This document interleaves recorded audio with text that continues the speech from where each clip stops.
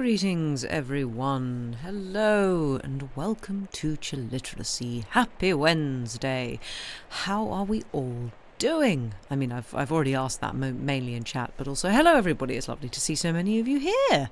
We've got everybody today. Yeah, you woke up an hour ago and you're going to sleep again after this quack. That sounds reasonable. And also hello Queek, hope you are well. Welcome in. And Parola, hello. Yes, I hope we're all well. It is feeling very autumnal here, which I am absolutely here for. We basically finished August, and literally like Monday being the 1st of September, it was like, right, autumn now. Yeah, it's been feeling very autumnal, so I'm in the right mood for the stories which we'll be reading tonight. You'll attempt to stay awake for stream. You're very tired and in need of a nap. Well, if you need to nap, then nap away. Your leaves are starting to turn there already. Yeah, I know. I mean, we've had because it's been so dry, the chestnuts have been really suffering, and they were brown like a couple of weeks back. So, yeah, the trees are definitely turning earlier. Everything has been earlier this year, I think, just because we've had such a hot summer. Or just a very dry summer, I guess. Like the blackberries and stuff would, they're still kind of going, but we've had them, I'd say, a week or two earlier than usual. You don't get autumn till late October? Oh, interesting. You've got daffodils now, Kiwi. Oh, hang on. I assume, given that your name, you are the other side of the world from me. So, fair enough. The horse chestnuts looked awful when you were in the UK. Yeah, I don't know whether it's just been the dryness or whether they've got something, but yeah, they're really, really suffering. Everywhere I've been, they don't look very happy, which is a shame. We don't need another plague on trees, given that all the ashes are have been having a bad time for a while now. Oh, excuse me. Oh, spring now, yes, of course, because we're going into winter and you're going into, well, we're not going into winter yet, but we will be. It's some tiny thing chewing the leaves. Oh, it's something like that, is it? Great. Fun. Oh, really? Trees sometimes lose leaves early if they had enough energy already. More sun hours means earlier leaffall. Huh. I didn't know that. You only get monsoon and monsoon, quack. Oh dear. Yeah. We have had quite a lot of rain actually the last week, which has been good. You have 8 months of summer, Queek. That is mad. Angeline, you had a very hot and very rainy summer. Oh, I love the fact I've just baited everybody into talking about the weather. Although I feel like this happens a lot. Small Cog and Andy, hello, greetings. Welcome in. Hope you're doing well. We are just discussing the weather and the seasons. But we're all honorary Brits now, right? Yeah, basically. It's quite funny. An American friend of mine who lives in Germany, who is works for the ensemble I play a lot with, was I was asking if she wants me to bring over anything from the UK when I next come, and she was like, "Oh, maybe I should make like an English like tea time thing." I was like, "Yes, you should." It's like I'm influencing people. I was like, "What can I bring you from the UK?" Clotted cream. Anything else? Just a tub of clotted cream. It's great. Okay. The weather here has been distinctly less miserable this week than heretofore the summer. You're pleased? Good. I'm glad. Cadbury chocolate? No. Denied. Also, chocolate's kind of difficult to transport. I mean, to be fair, I guess probably so is clotted cream, but I feel like chocolate might melt. What, clotted cream hard to find? Yeah, clotted cream does seem to be a weirdly UK thing. I didn't realise this until recently. And talking to my European friends, and they're like, "What? What's this? It's great." I was like, "Yeah." British chocolate is significantly better than American chocolate. This is very true. But we have better chocolate than Cadbury's. here. You found a small jar of clotted cream there and it was expensive. Yeah, I mean, to be fair, clotted cream's not exactly cheap here either, but good old Rudder's clotted cream it's the good stuff. And this is how I find out if Sam is actually listening and in chat. The correct way to do it on a scone is cream first and then jam. I will fight anybody who says otherwise, including Sam. So yes. Apparently you've only had the mediocre British chocolate. Yeah, we've got lots of like little small independent chocolate companies in the UK now that are really good. So yeah, there's lots of good chocolate here now. You've recently discovered mushy peas. Transport's well, but nearly impossible to get here. Yeah, that's fair. I was in Folkestone a couple of weeks back. A couple of weeks back, or was it last week? No, 2 weeks ago. 2 weekends ago. And had some excellent fish and chips there, which, I mean, on the coast one usually does have excellent fish and chips. And the mushy peas they had with that was like it was the biggest tub of mushy peas I think I've ever seen in my life. They were amazing. I always like mushy peas. Everyone's like, why is it? It's like, no, they're great. You have to pay a premium for imports. Fair enough.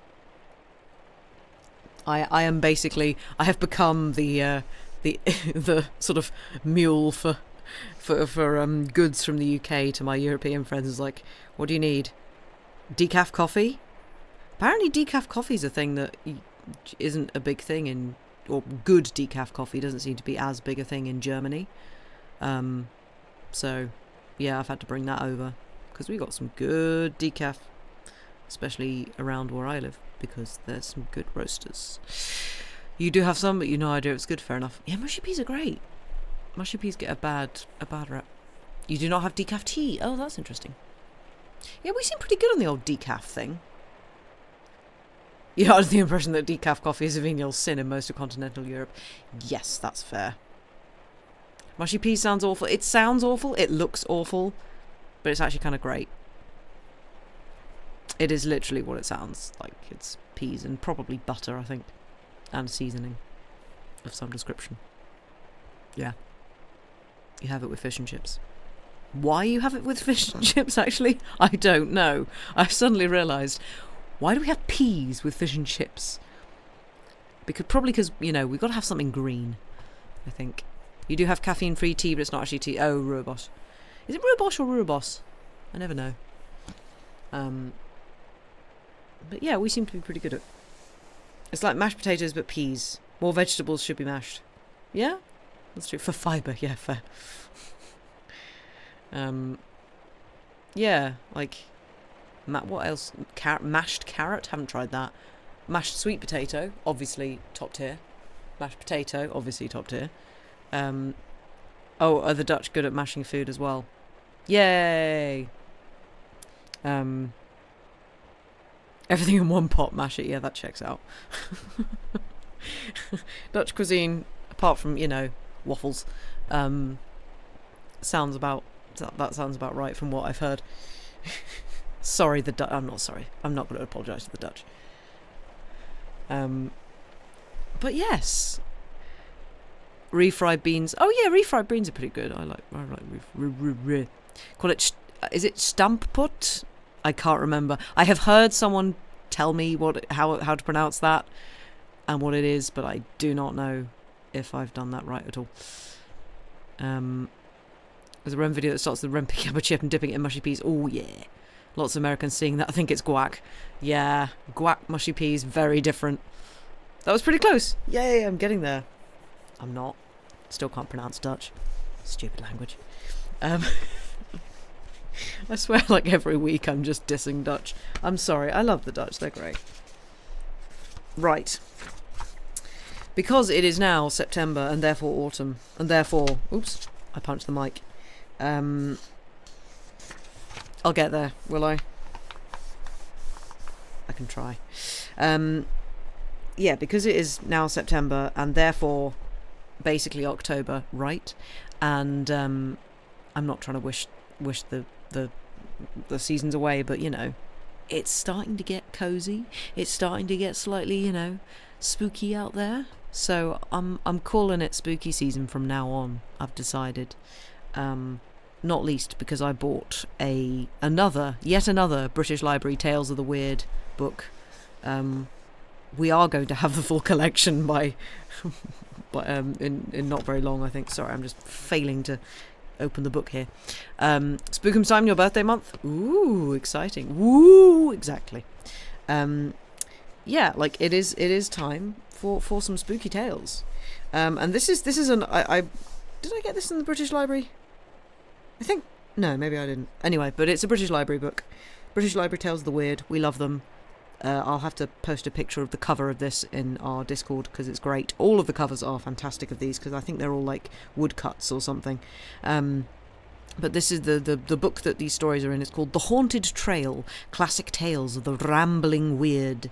Edited by Weird Walk, which are a cool group of people. Yeah, three friends. Began as three friends walking a prehistoric trackway across southern England. Since then, by walking the ancient paths, visiting the sacred sites, and immersing themselves in Britain's folklore and customs, they have worked to promote the magic at the heart of rambling through publishing, music, and events. Yeah, Weird Walk's pretty fun. They're a good, cool people. So that's cool. Yours is dangerously close to the time when Mariah Carey gets released from her prison cell. Oh no. Although this year you might get a Sam stream as a treat. Nice, that would be good. But your next birthday might be on Sam's stream too. Well, there we go. Sam's just got to be pulling out the good stories for everybody's birthdays. Yeah. But yeah, no pressure, exactly. But yeah, in theory we've got 3 stories tonight. We'll see how long they take from this book. This collection of stories about walking places and weird stuff happening, which we like, and their vibes. That all 3 of them are a little bit not preachy exactly, but all 3 of them are just like devil, definitely the devil, which I find quite funny.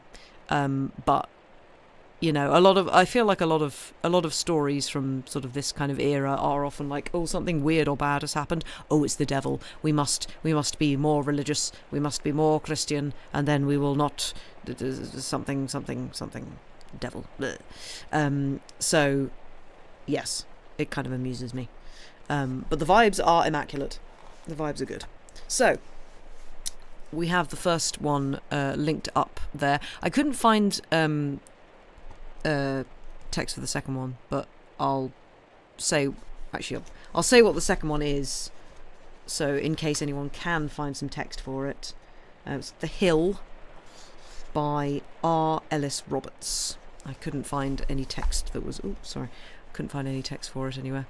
But the first one we have is, if we're all sitting comfortably and ready for a little bit of spookums, Sandy the Tinker by Charlotte Riddell.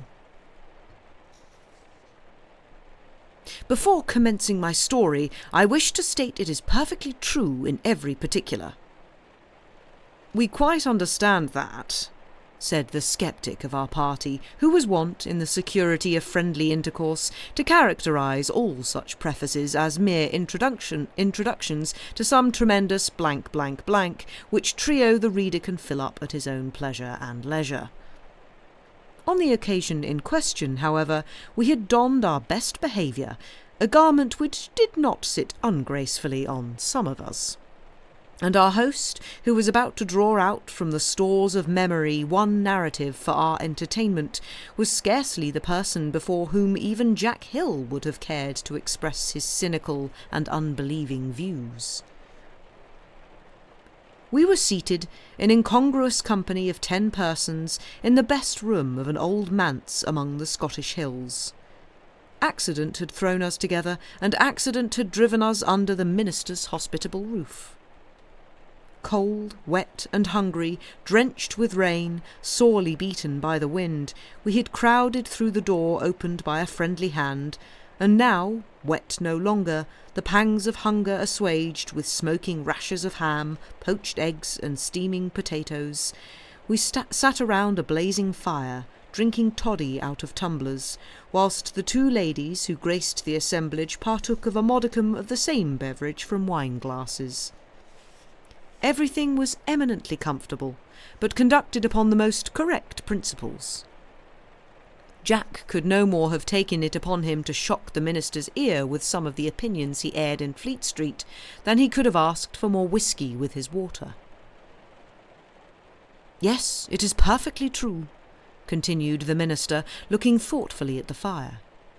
"I can't explain it. I cannot even try to explain it. I will tell you the story exactly as it occurred, however, and leave you to draw your own deductions from it." None of us answered.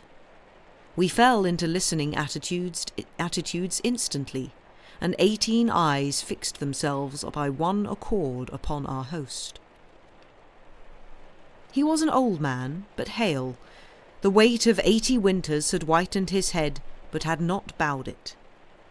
He seemed young as any of us, younger than Jack Hill, who was a reviewer and a newspaper hack, and whose way through life had not been altogether on easy lines. 30 years ago, upon a certain Friday morning in August, began the minister, I was sitting at breakfast in the room on the other side of the passage where you ate your supper, when the servant girl came in with a letter. She said a laddie, all out of breath, had brought over from Dendeldy Manse. "He was bidden rin all the way," she went on, "and he's fairly beaten." I told her to make the messenger sit down and put food before him, and then, when she went to do my bidding, proceeded, I must confess with some curiosity, to break the seal of a missive forwarded in such hot haste. It was from the minister at Dendeldy, who had been newly chosen to occupy the pulpit his deceased father occupied for a quarter of a century and more. The call from the congregation originated rather out of respect to the father's memory than any extraordinary liking for the son. He had been reared for the most part in England, and was somewhat distant and formal in his manners, and though full of Greek and Latin and Hebrew, wanted the true Scotch accent that goes straight to the heart of those accustomed to the broad, honest, tender Scottish tongue. His people were proud of him, but they did not just like all his ways. They could remember him a lad running about the whole countryside, and they could not understand, and did not approve of, his holding them at arm's length, and shutting himself up among his books and refusing their hospitality, and sending out word he was busy when maybe some very decent man wanted speech of him. I had taken upon myself to point out that I thought he was wrong, and that he would alienate his flock from him.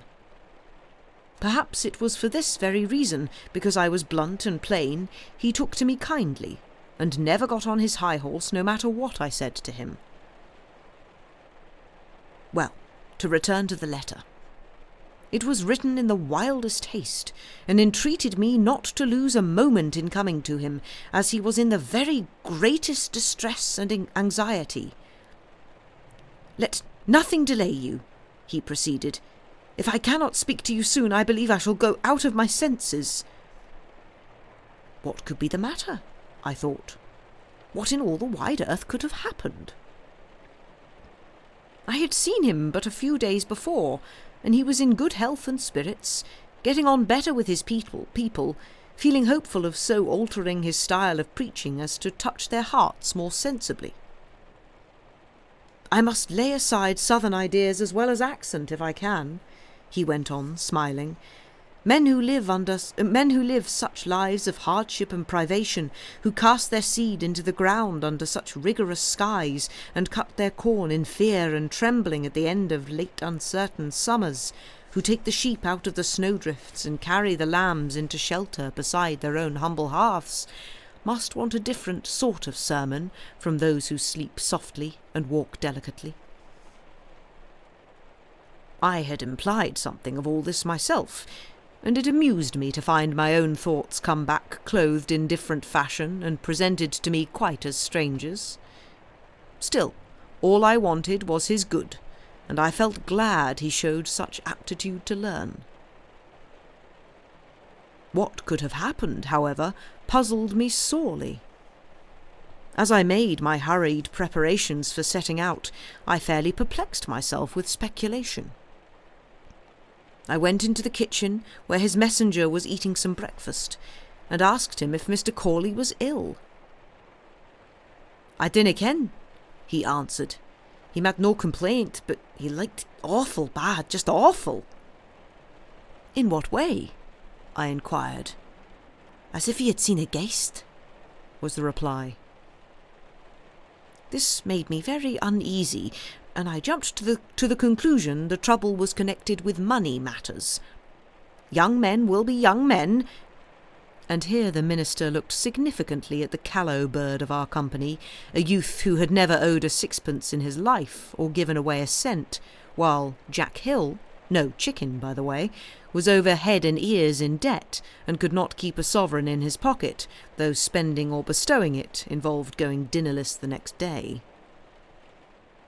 "Young men will be young men," repeated the minister in his best pulpit manner.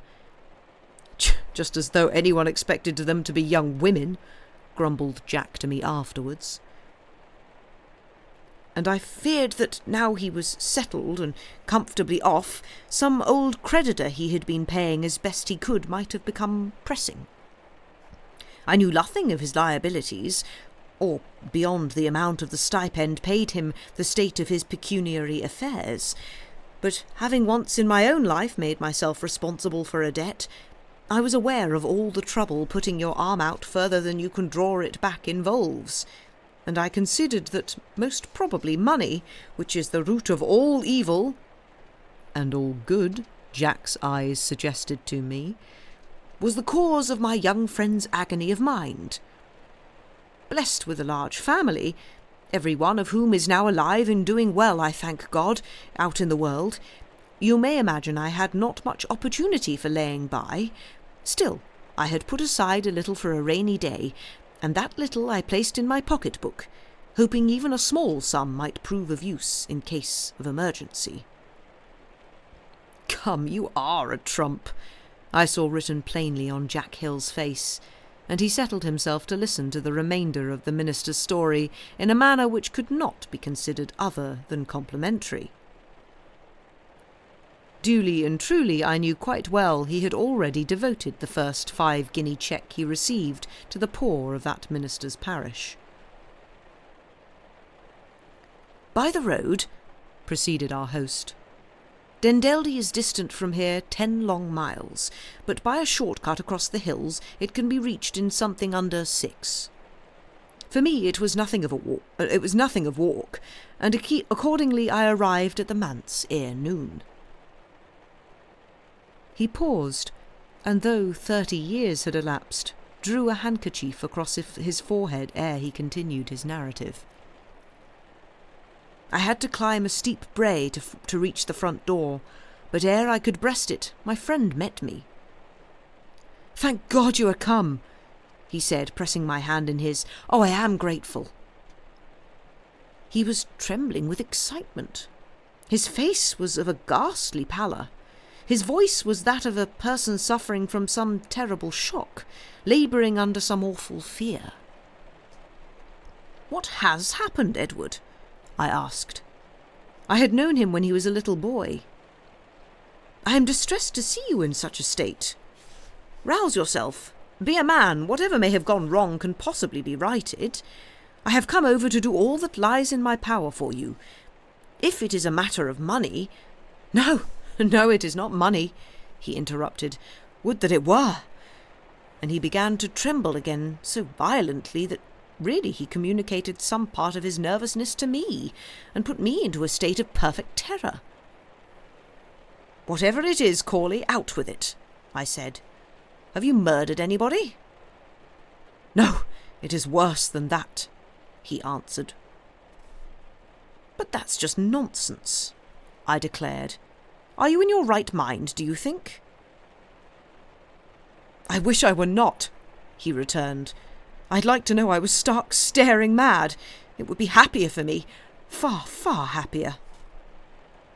"If you don't tell me this minute what is the matter, I shall turn on my heel and tramp my way home again," I said, half in a passion, for what I thought his folly angered me. "Come into the house," he entreated, "and try to have patience with me, for indeed, Mr. Morrison, I am sorely troubled. I have been through my deep waters, and they have gone clean over my head." We went into his little study and sat down. For a while he remained silent, his head resting upon his hand, struggling with some strong emotion. But after about 5 minutes he asked, in a low, subdued voice, "Do you believe in dreams?" "What has my belief to do with the matter in hand?" I inquired. "Excuse me." "It is a dream, an awful dream that is troubling me." I rose from my chair. "Do you mean to say," I asked, "you have brought me from my business and my parish to tell me you have had a bad dream?" "That is just what I do mean to say," he answered. "At least, it was not a dream. It was a vision. No, I don't mean a vision. I can't tell you what it was, but nothing I ever went through in actual life was half so real, and I have bound myself to go through it all again. There is no hope for me, Mr. Morrison. I sit before you a lost creature, the most miserable man on the face of the whole earth." "What did you dream?" I inquired. A dreadful fit of trembling again seized him, but at last he managed to say, "I have been like this ever since, and I shall be like this forevermore till the end comes." "When did you have your bad dream?" I asked. "Last night, or rather this morning," he answered. "I'll tell you all about it in a minute." And he covered his face with his hands again. "I was as well when I went to bed about 11 o'clock as ever I was in my life," he began, putting a great restraint upon himself, as I could see by the nervous way he kept knotting and unknotting his fingers. "I had been considering my sermon, and felt satisfied I should be able to deliver a good one next Sunday morning. I had taken nothing after my tea, and I lay down in my bed feeling at peace with all mankind, satisfied with my lot, thankful for the many blessings vouchsafed to me. How long I slept, or what I dreamt about at first, if I dreamt at all, I don't know. But after a time the mists seemed to clear from my eyes, to roll away like clouds from a mountain summit, and I found myself walking on a beautiful summer's evening beside the River Deldy." He paused for a moment, and an irrepressible shudder shook his frame. "Go on," I said, for I felt afraid of his breaking down again. He looked at me pitifully, with a hungry entreaty in his weary eyes, and continued, "It was a lovely evening. I had never thought the earth so beautiful before. A gentle breeze just touched my cheek. The water flowed on, clear and bright. The mountains in the distance looked bright and glowing, covered with purple heather. I walked on, till I came to that point where, as you may perhaps remember, the path, growing very narrow, winds round the base of a great crag, and leads the wayfarer suddenly into a little green amphitheatre, bounded on one side by the river, and on the other by rocks, that rise in places sheer to a height of 100 feet and more." "I remember it," I said. "A little farther on, 3 streams meet and fall with a tremendous roar into the witch's cauldron. A fine sight in the winter-time, only that there is scarce any reaching it from below, as the path you mention and the little green oasis are mostly covered with water. I had not been there before since I was a child," he went on mournfully, "but I recollected it as one of the most solitary spots possible, and my astonishment was great to see a man standing in the pathway, with a drawn sword in his hand. He did not stir as I drew near, so I stepped aside on the grass. Instantly he barred my way. "You can't pass here," he said. "Why not?" I asked.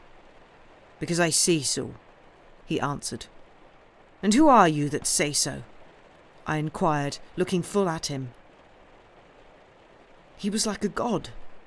Majesty and power were written on every feature, were expressed in every gesture, but, oh, the awful scorn of his smile, the contempt with which he regarded me. The beams of the setting sun fell full upon him, and seemed to bring out, as in letters of fire, the wickedness and hate and sin that underlay the glorious and terrible beauty of his face. I felt afraid, but I managed to say, "Stand out of my way. The river brink is as free to me as to you." "Not this part of it," he answered. "This place belongs to me." "Very well," I agreed, for I did not want to stand there bandying words with him, and a sudden darkness seemed to be falling around. "It is getting late, and so I'll even turn back." He gave a laugh, the like of which never fell on human ear before, and made a reply. "You can't turn back. Of your own free will you have come on my ground, and from it there is no return." I did not speak. I only just turned round and made as fast as I could for the path at the foot of the crag.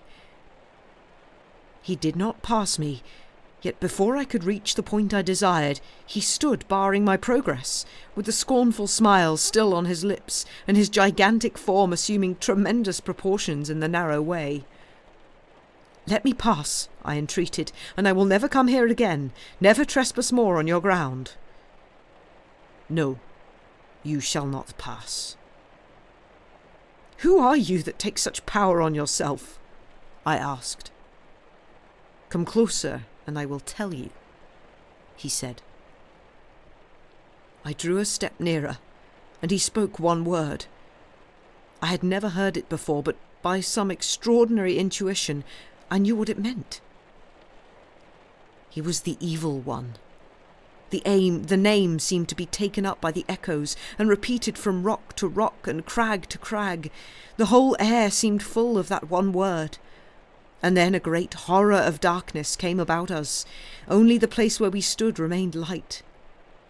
We occupied a small circle walled round with the thick blackness of night. "You must come with me," he said. I refused, and then he threatened me. I implored and entreated and wept, but at last I agreed to do what he wanted if he would promise to let me return.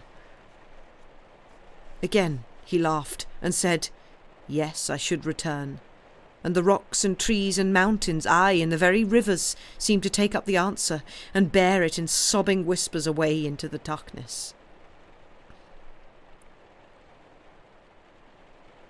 He stopped and lay back in his chair, shivering like one in an ague fit. "Go on," I repeated again. "'Twas but a dream, you know." "Was it?" he murmured mournfully. "Ah, you have not heard the end of it." "Let me hear it, then," I said. "What happened afterwards?" The darkness seemed in part to clear away, and we walked side by side across the sward in the tender twilight, straight up to the bare black wall of rock. With the hilt of his sword he struck a heavy blow, and the solid rock opened as though it were a door. We passed through, and it closed behind us with a tremendous clang. Yes, it closed behind us. And at that point he fairly broke down, crying and sobbing as I had never seen a man, even in the most frightful grief, cry and sob before. The minister paused in his narrative. At that moment there came a most tremendous blast of wind, which shook the windows of the manse, and burst open the hall door, and caused the candles to flicker and the fire to go roaring up the chimney. It is not too much to say that, what with the uncanny story, and what with the howling storm, everyone felt that creeping sort of uneasiness which so often seems like the touch of something from another world, a hand stretched across the boundary line of time and eternity, the coldness and mystery of which make the stoutest heart tremble. I am telling you this tale, said Mr. Morrison, resuming his seat after a brief absence to see that the fastenings of the house were properly attended to. "Exactly as I heard it. I am not adding a word or comment of my own, nor, so far as I know, am I omitting any incident, however trivial. You must draw your own deductions from the facts I put before you. I have no explanation to give or theory to propound. Part of that great and terrible region in which he found himself, my friend went on to tell me. He penetrated, compelled by a power he could not resist, to see the most awful sights, the most frightful sufferings. There was no form of vice that had not there its representative. As they moved along, his companion told him the special sin for which such horrible punishment was being inflicted.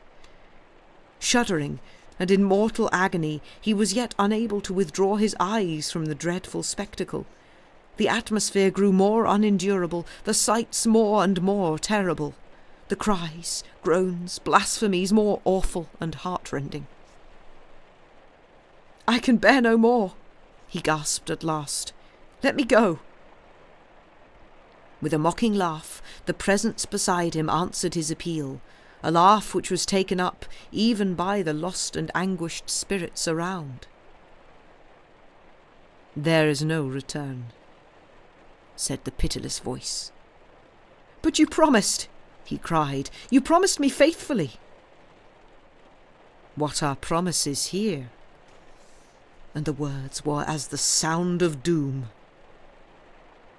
Still he prayed and entreated. He fell on his knees, and in his agony spoke words that seemed to cause the purpose of the evil one to falter.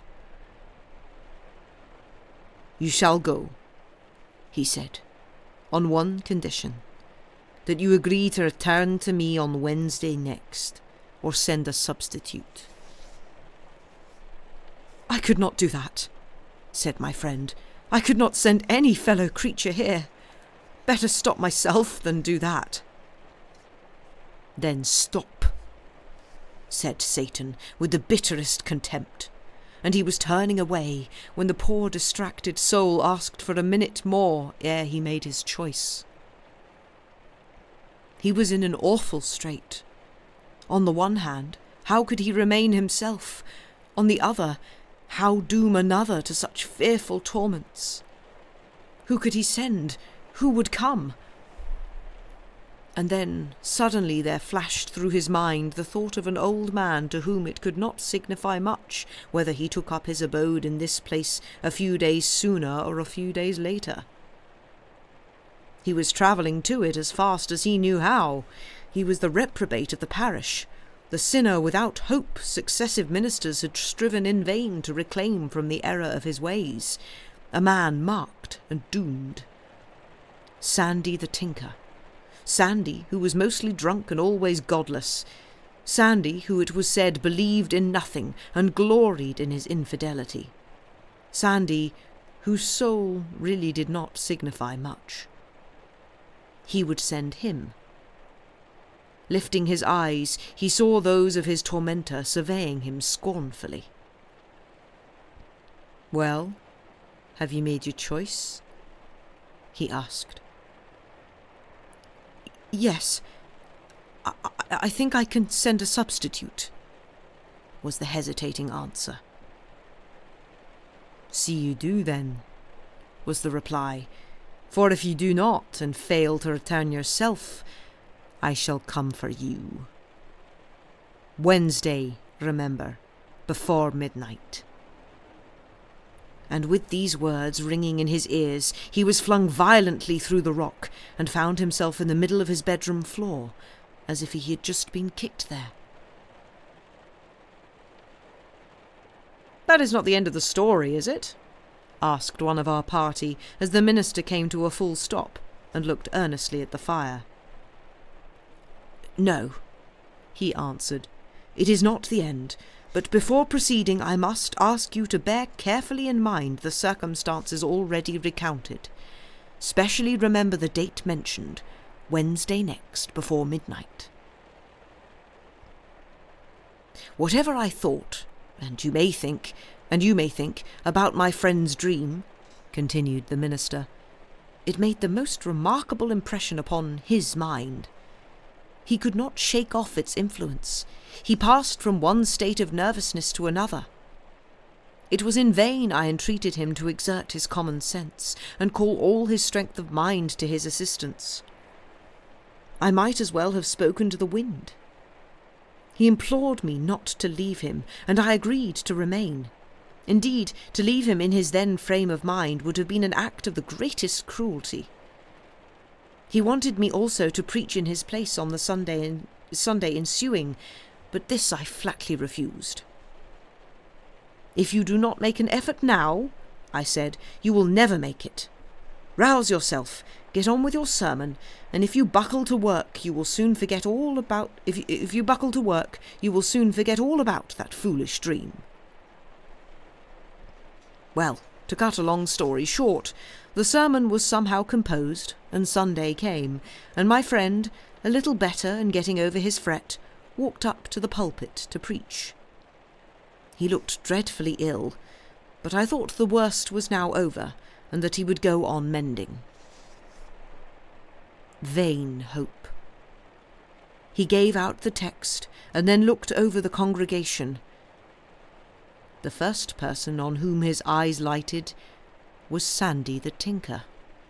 Sandy, who had never before been known to enter a place of worship of any sort.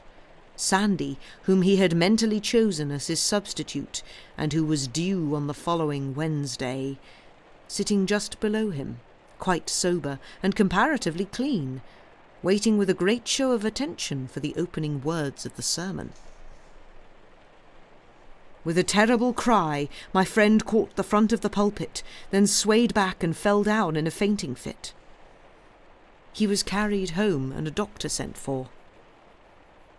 I said a few words, addressed apparently to the congregation, but really to Sandy, for my heart somehow came into my mouth at the sight of him, and then, after I had dismissed the people, I paced slowly back to the manse, almost afraid of what might meet me there.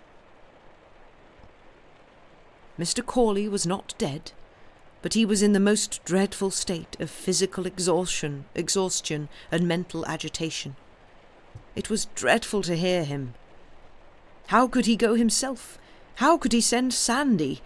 Poor old Sandy, whose soul in the sight of God was just as precious as his own. His whole cry was for us to deliver him from the evil one, to save him from committing a sin which would render him a wretched man for life. He counted the hours and the minutes before he must return to that horrible place.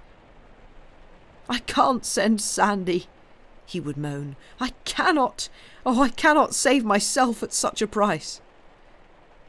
And then he would cover his face with the bedclothes, only to start up and wildly entreat me not to leave him, to stand between the enemy and himself, to save him, or, if that were impossible, to give him courage to do what was right.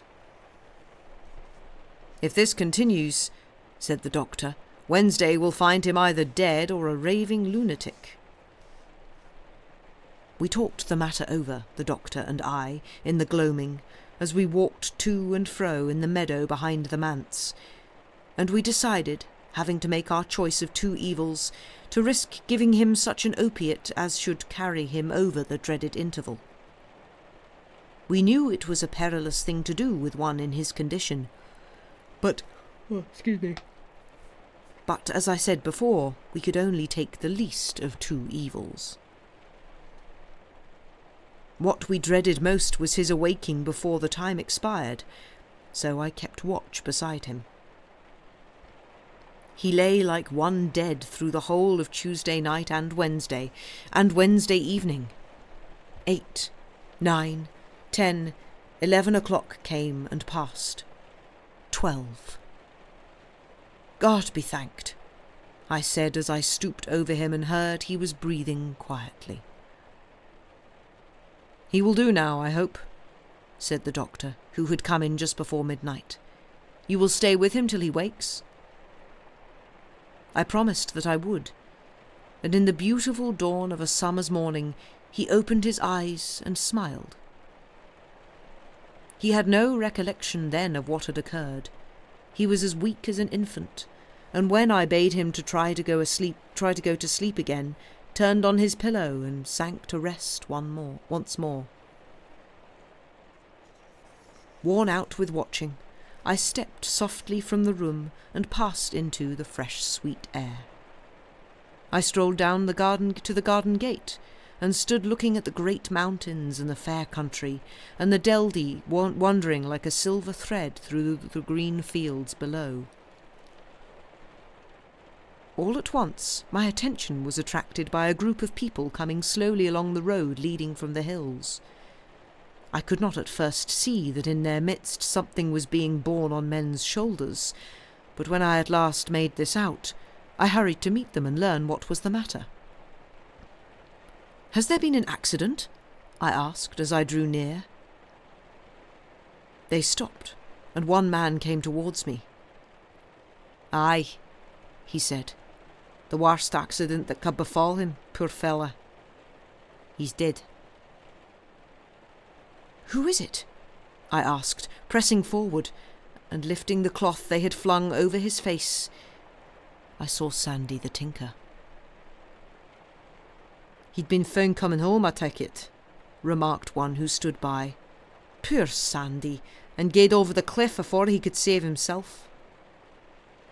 We found him just on this side of the witch's cauldron, where there's a bonny strip of green turf, and his cuddie was feeding on the hilltop with the bit cart behind her."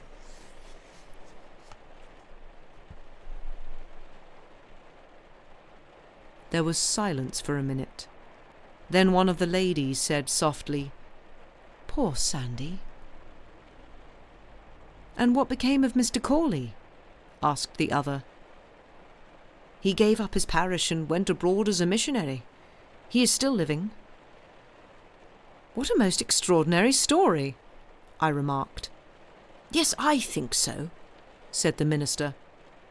"If you like to go round by Dendeldy tomorrow, my son, who now occupies the manse, would show you the scene of the occurrence." The next day we all stood looking at the bonny strip of green, at the frowning cliffs, and at the Deldie, swollen by recent rains, rushing on its way. The youngest of the party went up to the rock and knocked upon it loudly with his cane. "Oh, don't do that, pray!" cried both the ladies, nervously. The spirit of the weird story still brooded over us. "What do you think of the coincidence, Jack?" I inquired of my friend as we talked apart from the others. "Ask me when we get back to Fleet Street," he answered. The end. Ooh, spooky. I don't know why I made the devil Scottish, but, you know, it was a Scottish story, well, set in Scotland at least, so I thought I should make the devil Scottish. Apologies, Scotland. But, yeah. I mean, wow. Great minister. Just like, oh, I met the devil, and then I just, like, decided that this guy, you know, I'll just chuck him under the bus. Like, wow, alright, fine. Bit rude. Maybe don't do that. So, yeah, kind of like well, not the irony, but the hypocrisy in that one's quite interesting. But I did enjoy the "you shall not pass" or "none shall pass." That was good. It's, yeah, either Gandalf or the Black Knight, depending on, excuse me, oh, which you prefer. But yes, so that's our spooky Scottish story for tonight. Be careful of dreaming, I guess. But yeah, we shall go to a break there, I think. So yeah, go do break related things. And we shall see you back in about 5 minutes. Bye for now.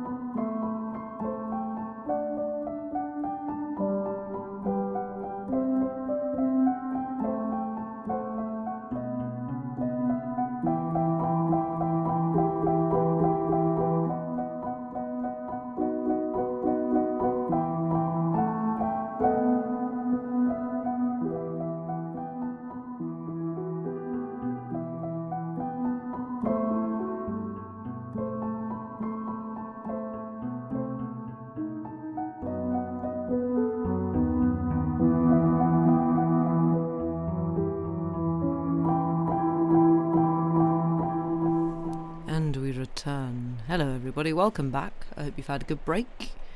I didn't really do very much, I just sat here and drank some water. There you go. Thrilling times. But yeah. I shall wait a moment for everybody to trickle back in. You could not, and now DuckDuckGo wants you to solve a captcha to confirm that you're human. Oh dear. Well, thank you for trying. Yeah, I can't find the text for this next one, so apologies. We won't have the text for this, but it's all right because you can listen to me, and I will read it because that's what we do here. But can't find the author at all. I know. Very weird indeed. I wonder if he or she Richard Ellis Roberts, maybe? Collected his weird tales in 1923's The Other End. But he was primarily a journalist and critic. So yeah. And apparently the hill, you'll need to make a thumbnail for the stream. Yes, true. Apparently the hill for this is Colmers Hill at the Simmonsbury Estate in Dorset. So I feel like I need to go and find this hill, because it might be man-made, in which case, give me a man-made hill that nobody knows what the purpose of it is any day. Always fun. Silbury Hill's the other good one. It's like, why is it there? Nobody knows. Is there anything in it? Nope.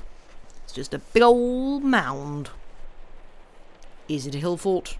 Probably not. It's not big enough. It's just a hill. It's just a viewpoint.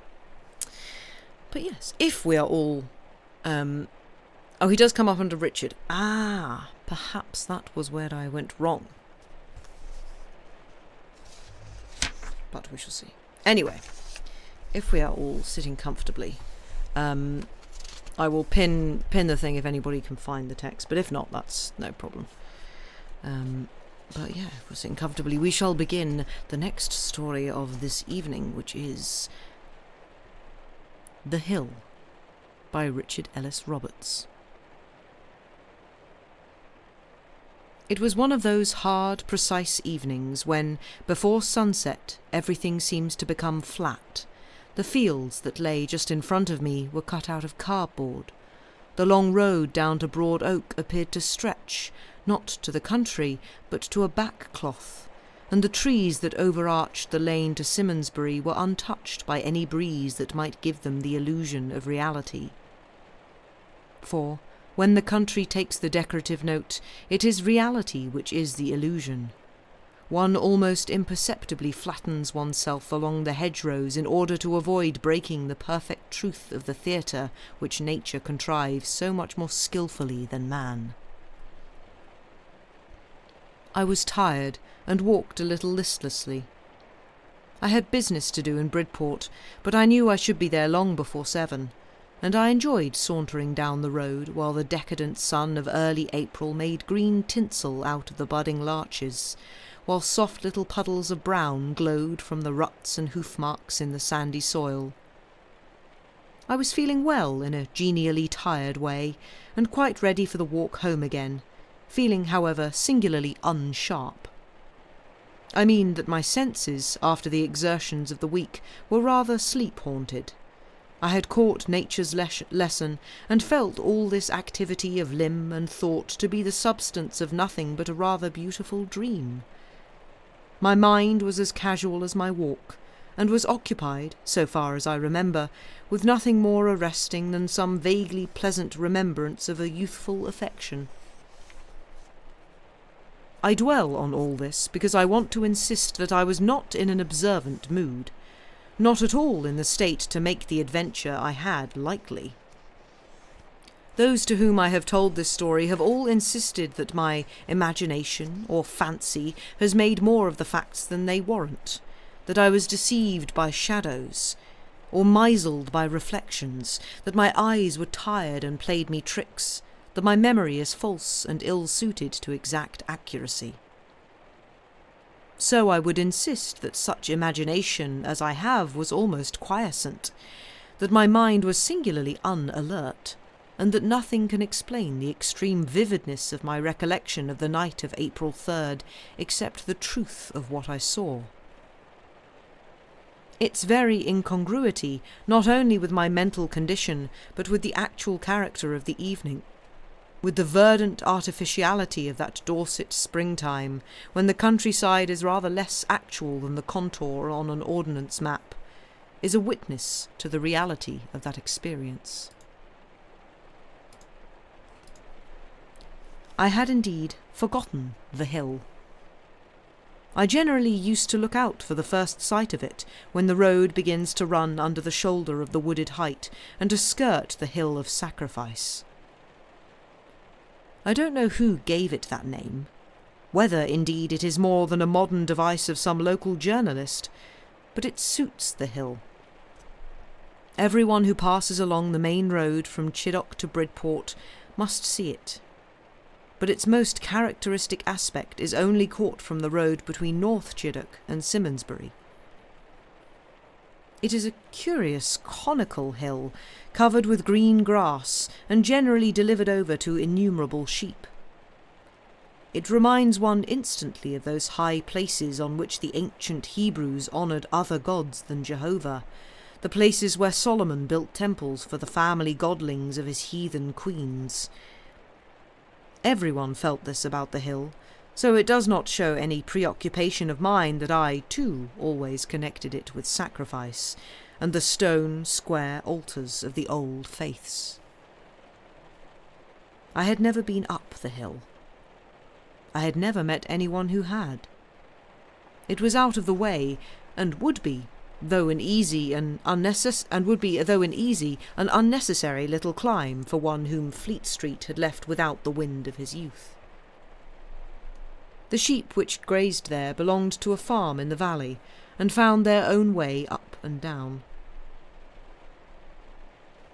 Well, as I said, on that night I had forgotten the hill, and when I caught my first glimpse of it, I had a shock.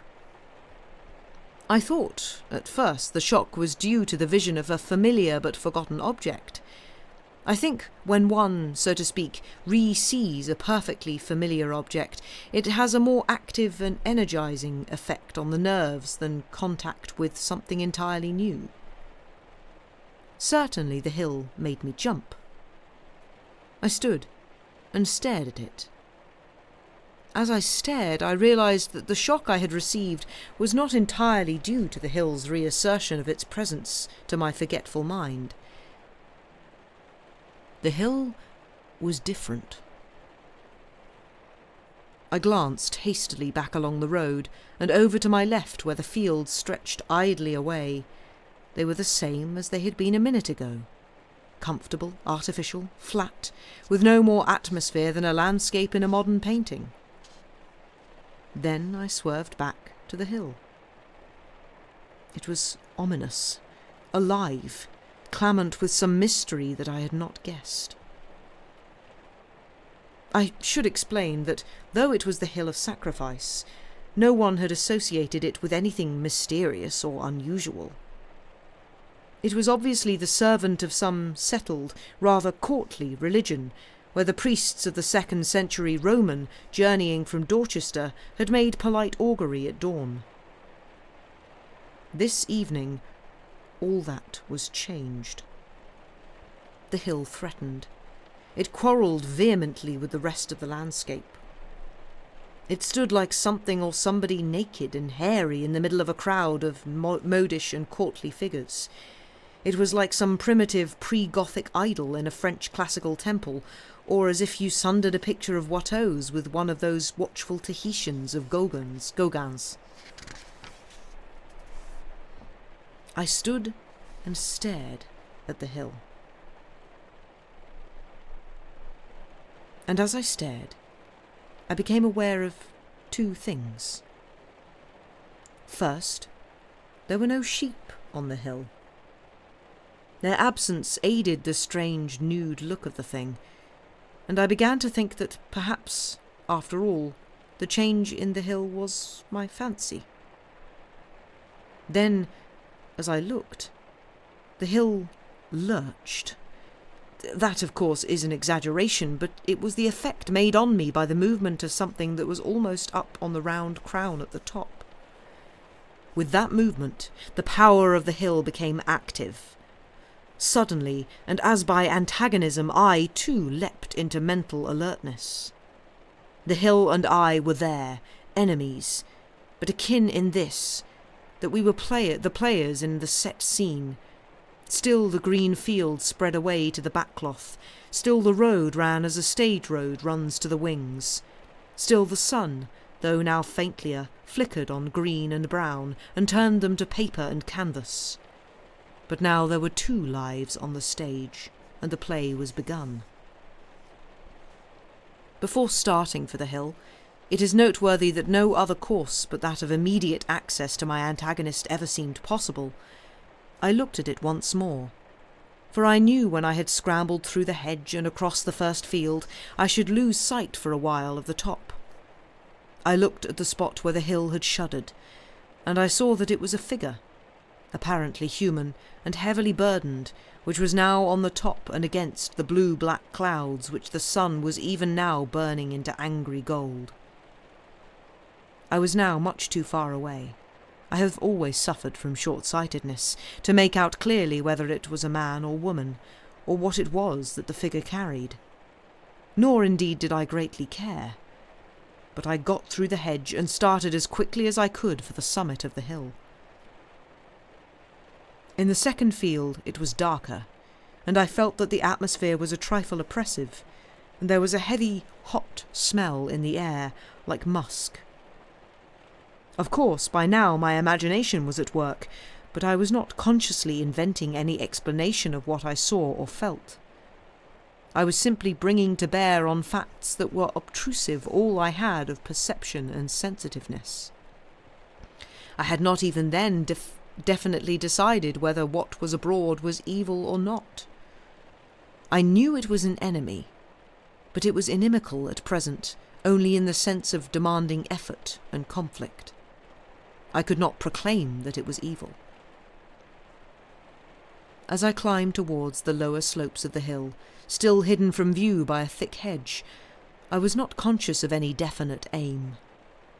I knew where I had to go, but I had no idea of what I should find, or what I should do. Just before I reached the final hedge, something happened which removed all doubt as to the nature of that which I had to fight.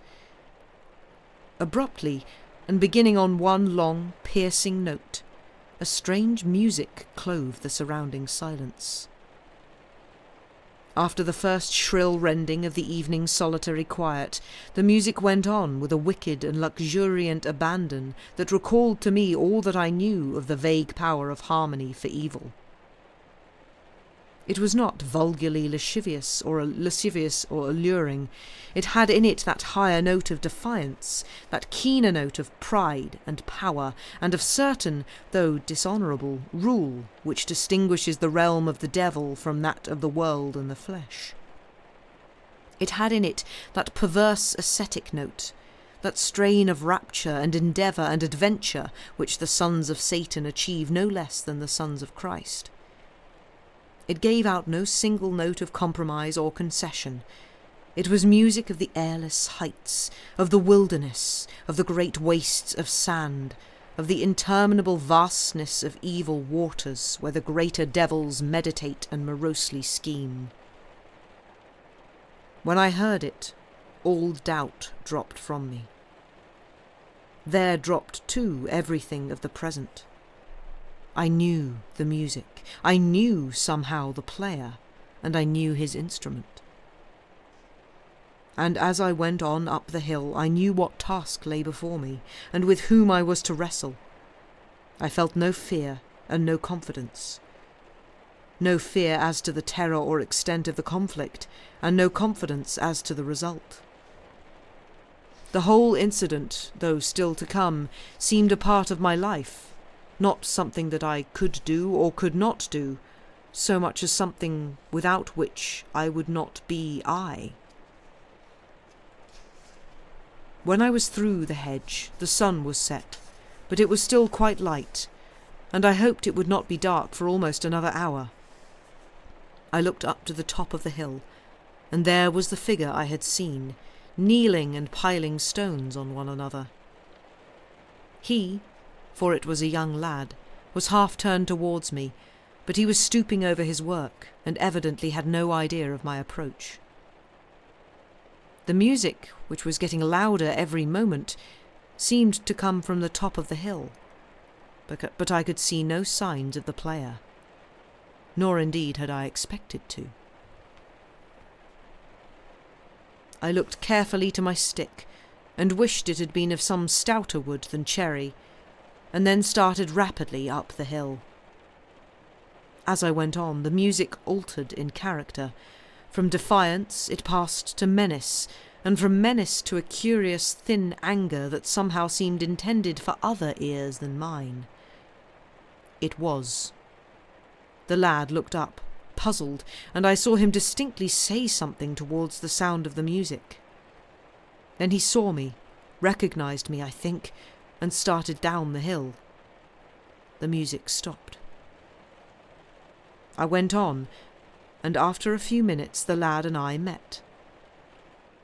We were both a little out of breath, and stood for a moment at gaze. He was a singularly beautiful boy, with one of those faces in which it is so hard to discover the lines which will afterwards coarsen and harden. He was about 17, and I remember that I had seen him working on some job between Allington and Ape. At the moment his beauty was almost unearthly. It had no intellectual qualities, and little of character, but just that even bloom which marks young animals. There was in his eyes, however, a look far from animal, a look of exultation, of absorption, and combined with it a hardness that showed me my task would not be easy.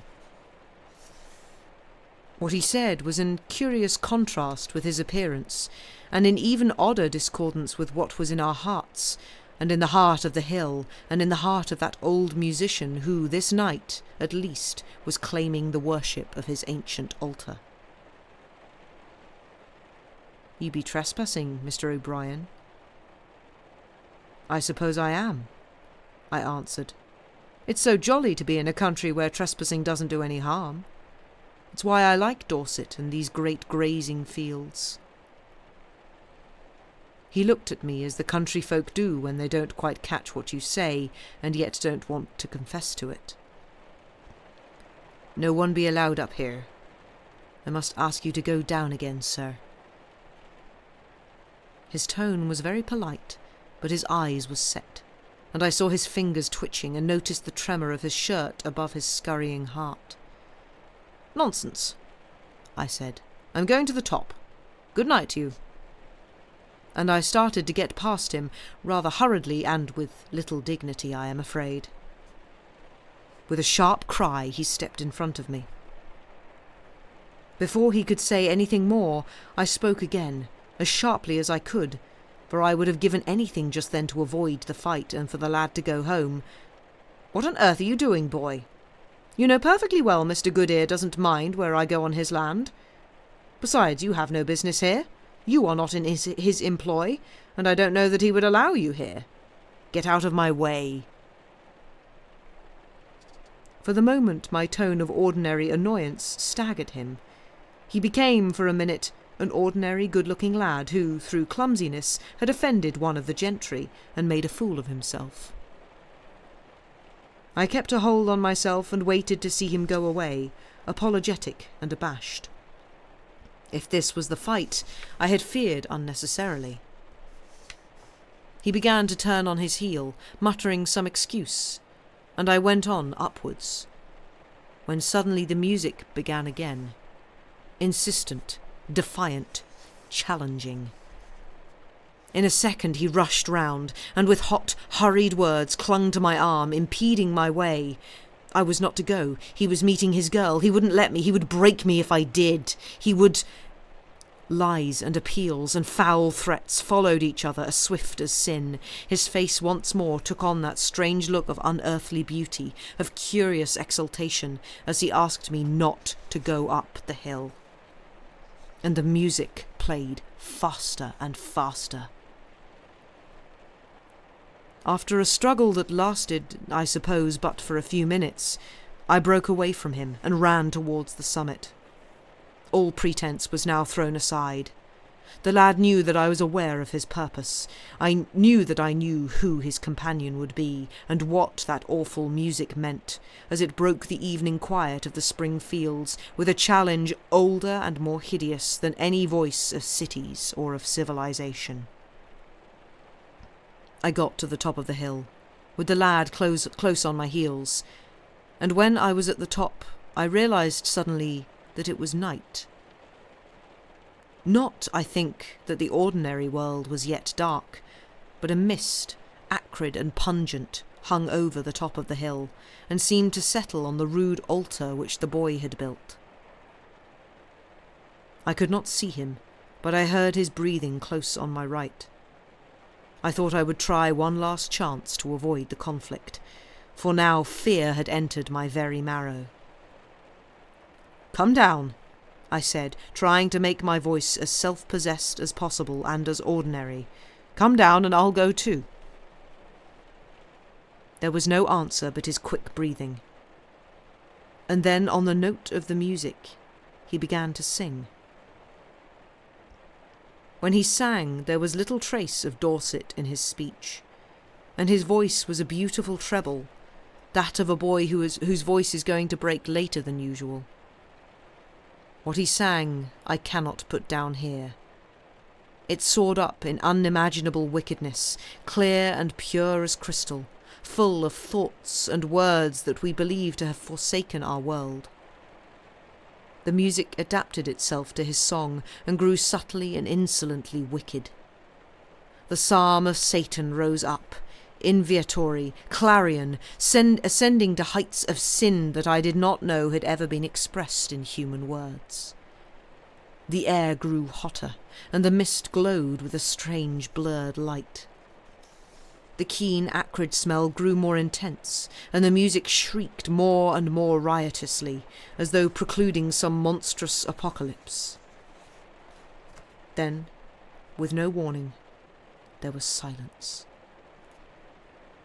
I could hear nothing, not even my own breathing, and I could see nothing but the blurred glow that was, I judged, just over the altar. Then I heard a sound. It was a voice, but of an accent not human, and the words it spoke were not English. I remember how, even then, it struck me as odd that one should hear a voice in a Dorset field speaking in tones that belonged neither to the place nor to the age I lived in. It sounded very low, very sure, and very old. Old not with any quavering, but with that sacerdotal certainty of age-long experience which people who are very old, or of a great tradition, so frequently possess. Yet any certainty I had caught in human voices seemed but a shadow beside the deep, awful solemnity of this utterance. The voice was magical, ecstatic, assured with an eternal assurance. I strained my ears to listen during the few seconds while the voice continued, but I could distinguish nothing except what I thought possibly was the syllable pi, and wondered if the sentence was in Greek. My senses by now were singularly acute. I had passed through fear into that strong, wine-glowing condition when one watches everything securely, oneself being external even to the dangers that are threatening one's body or soul. In this state, and in the boldness engendered by it, I took one step towards the glow that still shone over the altar. Long before I could approach, however, I was smitten, or rather, no, not so much smitten as involved in a thick, palpable, and hideous atmosphere. Never have I been so submerged by anything external. The sensation was partly like that caused by a quicksand, which will wrestle with one's leg or arm as though the sand were endowed with life, and when one pulls out the endangered limb, it is as if one sprung out of some being's lively jaws. So, with an automatic movement of repulsion, I leapt back and was released. Then the light glowed more brightly, and I saw my companion. He was standing stark naked, with his arms outstretched like an Orantes on a catacomb fresco. His lips were still moving, and his gaze fixed intently on the glow above the rude stones he had piled up. Every moment the glow increased. I was only just over 3 yards from the altar, but the glow gave no heat, neither was there any smoke. Then, as the light grew, in the centre of it there appeared a figure, and yet not so much a figure as a face, nor so much a face as a presence. It had the same beauty, that intolerable and sinful beauty which the boy had, or rather it seemed to be that beauty. It was, however, never still, but passed with incredible rapidity from the expression of one sensation to that of another. It had that most singular quality which can occasionally be seen on earthly faces, a complete lack of unity. There was no central and availing character, in which the details might inhere, and it was this lack which gave the presence its extraordinary sense of wrongness, of wickedness, of sin. It is a vulgar comparison, but the mode of its loveliness, the mode of its very expression, reminded me of nothing so much as a cinematograph. That dreadful invention in which the mimicry of life treads breathlessly and continuously on the heels of life itself, and yet never attains it. The same absolute lack of peace, of joy, of truth, shone at me from the glow on the hill of Simonsbury. As I was looking, feeling numbed and rather sick from my effort to penetrate that infernal barrier which surrounded the altar, the boy stooped down and picked up something which had escaped my notice. When he stood up again, I saw it was a spaniel, which from the droop of its head was either drugged or dead. I guessed the former.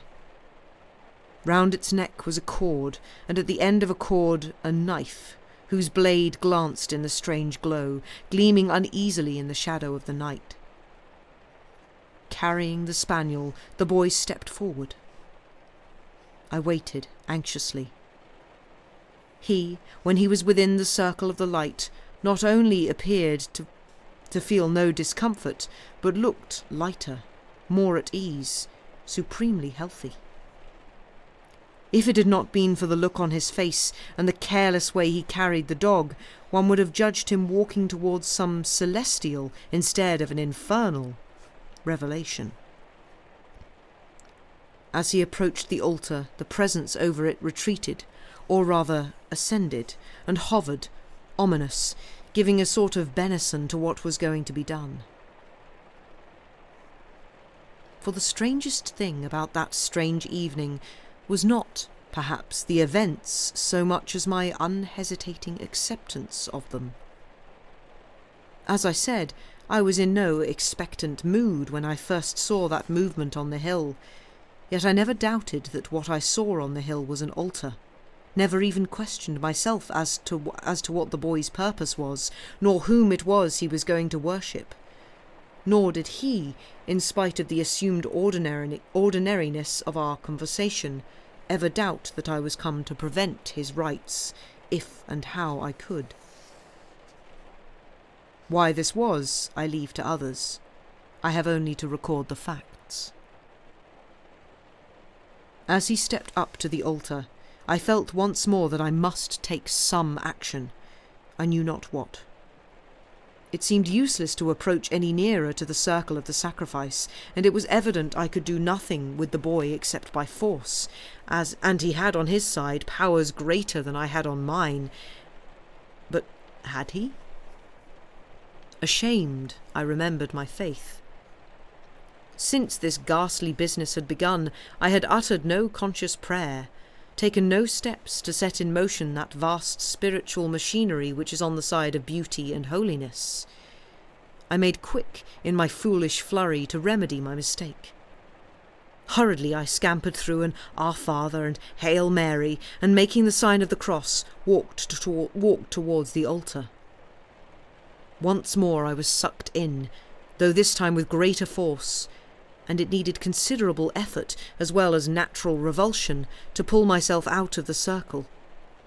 And then I fell back on the clean, dark grass, trembling with futile excitement. As I stumbled out, the presence laughed, and the boy echoed it. Anything more horrible in its perfection, more cruel in its note of absolute and casual conquest, I never expect to hear. I felt not only beaten and baffled, but silly and childish. I felt as though some huge force had been not so much victorious as possessive over me. The boy knew, it seemed, that I could offer no resistance, let alone any active interference. Maddened by the laughter, I dashed once more towards the altar, and again was first absorbed, and then, by the strong reaction of my body, flung out of the ring, weak and helpless. As I was thus beaten for a third time, the music began again. This time it had lost its note of gay sinfulness, and was more ceremonial and evocative, but it still kept its undertone of essential vice. The grey of its formal progress was still marked by passages of scarlet and phrases of deep black.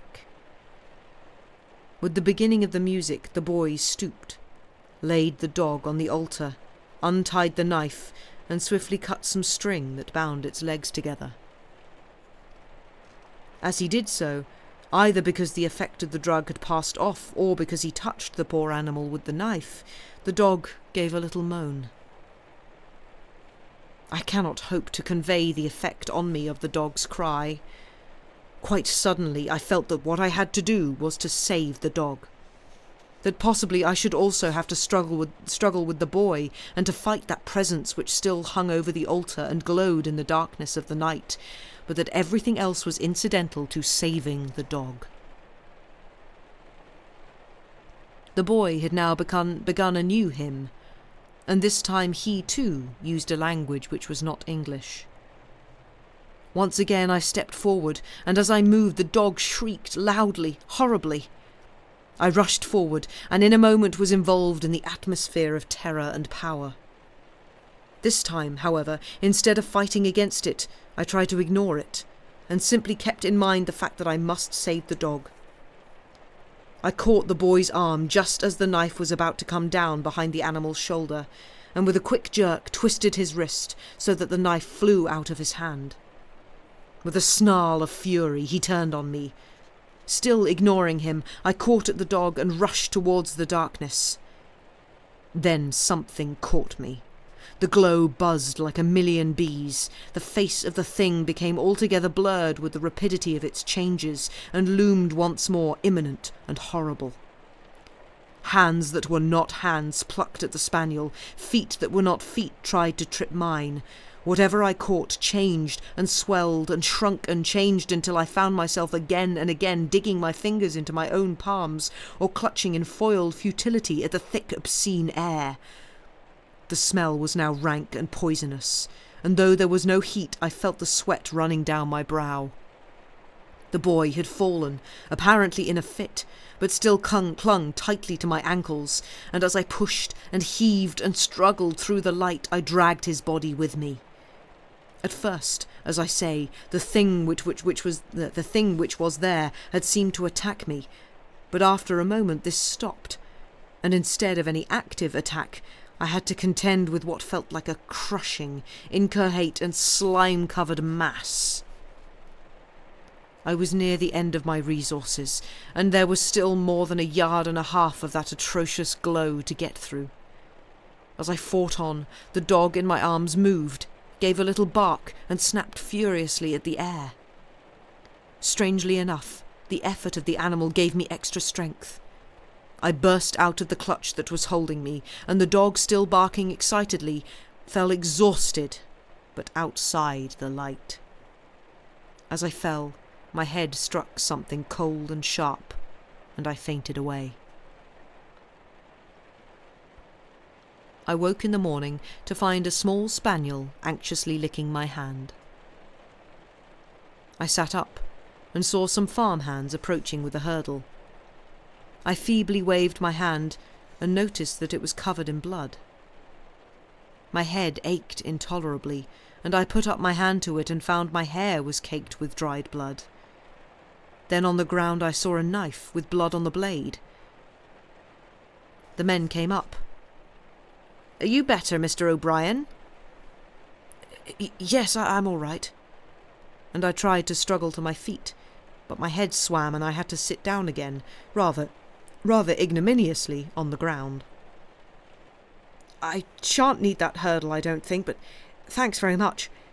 How on earth did I—" Then I recollected what my last conscious experience had been, and I could still smell that acrid stench. "How did he get here? Why, we don't know. Farmer Goodear's spaniel bitch brought us up here. She were in a terrible to-do. Don't you remember aught?" I did, but nothing I could tell these men. I muttered something about having fallen against a stone, and they looked puzzled. I got up again and found I could stand. Yes, there was the altar, or rather its ruins, for the stones had fallen. I began to walk along with the men when I noticed some pebbles arranged rather curiously round the altar. I looked more closely at them and spelled out in Greek letters the words something in Greek, and then I knew under what titles the boy had come to sacrifice to evil and with whom I had fought that night. I stooped and caressed the dog, who was frisking at my side in extravagant pleasure. "You must have a pup of hers, Mr. O'Brien. She won't be long now," said one of the men. That afternoon there was a caller, or rather two, at my cottage. My little maid came and told me that Mrs. Toogood would like to see me, and a woman entered whom I knew well by sight. She was evidently in great distress. When she was a little calmer, she told me how her boy, who had just begun work as a railway porter, had been rather odd lately, humming to himself and looking, as she expressed it, all overish. This morning she had gone to wake him and found him looking dead white. No effort of hers could rouse him from a slumber that seemed deeper than natural. She made up her mind to send some excuse to the station and ran round for the doctor. When he came, the boy was awake. He seemed, Mr. O'Brien, to be a child again. He just put his arms around me and kissed me, which he hasn't done for 3 weeks. But he can't speak." "Can't speak?" I echoed. "Not a word," she sobbed. "The doctor says he's had a shock." Here she broke down again and wept. I sat, wondering. "I suppose, Mrs. Toogood, you don't know whether he was out last night?" "Out? No, sir. I still go up and see him after he's in bed, and he was in at 9:30. He was very curious, though, and didn't say a word to me, though I knew he was awake." "Ah, but earlier in the evening, about sunset?" "No, sir. He was home to supper, though he didn't eat a bit and wouldn't speak a word. But it's this morning, sir. They were so kind and nice and happy. It had such odd ideas. He got a slate and wrote on it, 'I belong to Mr. O'Brien.'" "What?" I said. "I belonged—" "Yes, sir, that's what I'm telling you. And the doctor said we mustn't excite him, though he doesn't get annoyed like he used, and so I brought him up here. I thought you might help me, sir." "Where is he?" "Outside, sir." She rose eagerly. "May I have him in?" Yes, I answered. In a minute she was back with her son. There was no doubt about it. It was the same boy. He was not less beautiful than I had thought, but this morning there was nothing sinister or evil about his beauty. He saw me, and then, with a grace very rare in an English boy, knelt and kissed my hand. I hastily drew it away and asked him, "What do you want?" With a smile that was quite jolly and boylike, he darted into a corner where there was a pair of old boots of mine, and went through the motions of polishing them. Then looked first at me, then at his mother, with an air of plaintive request. Well, after some discussion that lasted longer than it needed, the boy became my servant. He was perfectly sane, though more childlike than most country boys. He has never recovered his voice, but is so quick that one hardly realizes his dumbness. I can give no explanation of how he was on the hill of sacrifice at the same time that he was at home eating his supper, but would suggest that there is more than modern incredulity will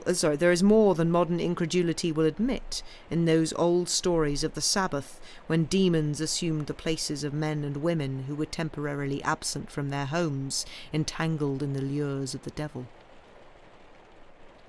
Farmer Goodear had to give me, not a puppy, but Jessie herself, for she ran to my cottage that evening and has lived with me ever since. The end. Thank you for listening. I think we won't do a third one tonight because I don't think we'll have enough time to do this third one because it's a bit longer. But yeah, I liked that one. Kind of mainly because, like, yeah, free dog and free servant child, oh dear, yeah. I liked that one because, like, I don't know. I kind of like how the fact that the whole, you missed a big chunk in the middle because you had to run out and look at a big moth. Ooh, that's a perfectly reasonable reason. Was it a cool looking big moth? What kind of moth was it? Yeah, I quite like the fact that it's just like everybody's, for a lot of these stories, the usual explanation of weird and slightly spooky occurrences is the devil. It's definitely the devil. Huge one with blue back wings. Ooh, fancy. Yeah, it's always like, oh, it's the devil, but like it might just be not that. And I quite like the fact that he assumes it's the devil to start with and then doesn't bother to, you know, do the things that allegedly you're meant to do to you know, say shoo to the devil, which I guess is like be a good Christian. Say your prayers. And then he does that, and they don't really seem to help. It's just like, oh, yeah, not sure this is. I think this is something else, mate. So yeah, quite enjoy that. But I just like the descriptions in that. That's spooky. It's nice, and also the fact that I was tempted to put a spoiler, like a warning. Yeah, what's the Greek? I couldn't be bothered to look it up. I don't know what it means.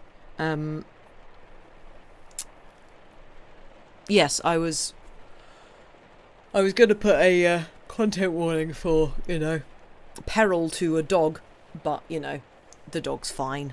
And the dog likes him. And he saved the dog. Yay! So, yeah, I was quite happy at the fact that the dog got saved. But, yeah, spooky times. No, dude, you were drunk and had a gay encounter. There wasn't any devil. Yeah, a little bit of that and that. But also, like, I feel like with the whole, like, first word is Pan. Pan's not the devil. Pan's cool.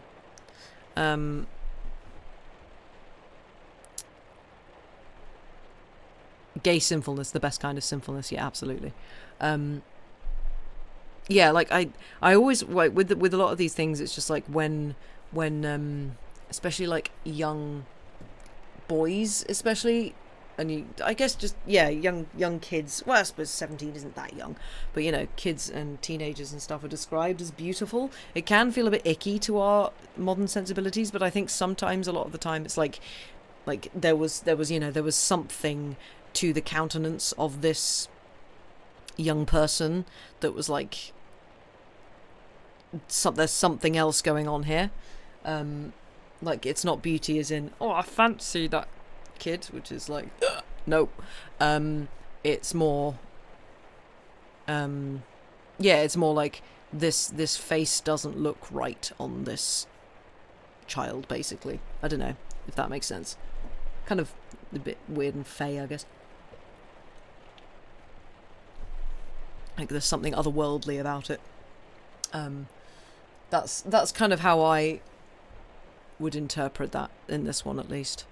But yes, looked up Calder's Hill or whatever it's called, and yes, it is another man-made mound.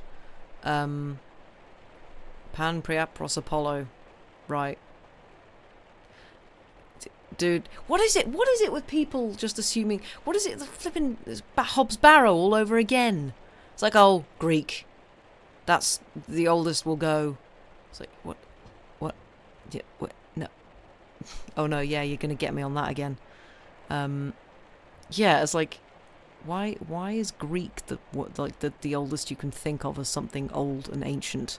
It's like, this was definitely built before the Greeks. But, you know, I said before the Greeks. The Greeks had existed for a while, but, you know, couldn't remember the lambdas. Oh, fair enough.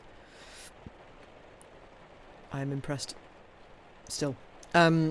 So, yeah, like, why does it have to be Greek? Why can't it be just, like, there's some weird scratches. We don't know if they mean anything. This is fine. Yeah, but no, I enjoyed that one. That was fun. I also really enjoyed the description of the landscape. I thought that was really good. Yeah, I very much enjoyed that one, and I hope you did too. Yeah, we won't do another one just because we don't have time, but we will have more next week. More spookums, more weird wanderings, and other such fun things. So yeah. Let me see if there's anybody to raid to. Probably Stephen. Let's have a look. Diddly diddly bump. There is not a Stephen. Stephen is not around today. In that case, I shall not raid. So yes, thank you all very much for being here. I like getting back to short stories, even though Barge to the Towers was great fun. It's nice to read a selection of things. So yeah, Sam should be back on Saturday with some more antics of three idiots in various forms of transport. Yes, we shall see you then. So thank you all very much for being here. Go take care of yourselves, and we shall see you again soon. Thank you very much, and good night.